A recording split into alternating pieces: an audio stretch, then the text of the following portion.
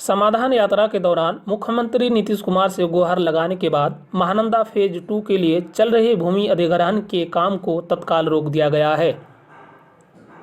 21 फरवरी 2023 हिंदुस्तान की खबर है कि कटिहार से पूर्णिया होते हुए किशनगंज तक महानंदा फेज 2 के तहत बनने वाले 198 किलोमीटर लंबे बांध के निर्माण का विरोध शुरू हो गया है।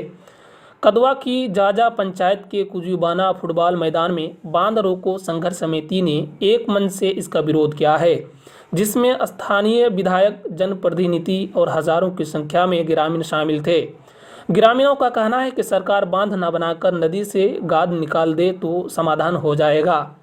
समाधान यात्रा के दौरान मुख्यमंत्री नीतीश कुमार से गुहार लगाने के बाद महानंदा फेज 2 के लिए चल रहे भूमि अधिग्रहण के काम को तत्काल रोक दिया गया है।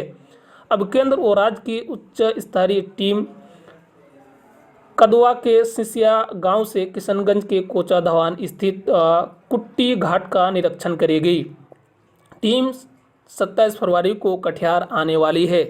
जल संसाधन विभाग, बाढ़ नियंत्रण प्रमंडल कटिहार के कार्यपालक इंजीनियर अनुरुद्ध कुमार ने बताया है कि टीम की रिपोर्ट पर ही फैसला लिया जाएगा कि बांध निर्माण का काम शुरू किया जाएगा या नहीं।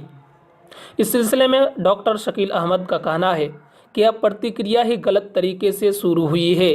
इसमें आम लोगों की सहभागिता यानी राय नहीं ली गई। समाधान यात्रा के दौरान मुख्यमंत्री को इसकी जानकारी दी गई थी। उनके निर्देश पर जल्द ही उच्च स्तरीय टीम आकर जांच करेगी। डॉक्टर शकील अहमद खां, विधायक कदवा।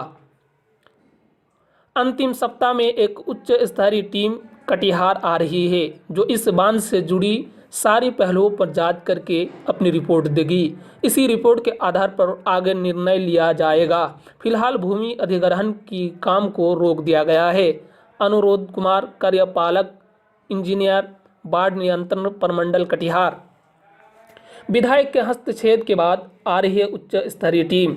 समाधान यात्रा के दौरान कदवा के विधायक डॉक्टर शकील अहमद खान ने मुख्यमंत्री नीतीश कुमार को विज्ञापन सौंपा था, जिसमें महानंदा फेज 2 के तहत कदवा विधानसभा क्षेत्र में प्रस्तावित बांध के निर्माण को रोकने की बात कही गई थी। साथ ही झहुआ से कुट्टी घाट तक भूमि अर्जन प्रक्रिया को तत्काल स्थगित करने की मांग की। इसके बाद नीतीश कुमार ने तत्काल उच्च स्तरीय टीम से इसकी जांच कराने को कहा।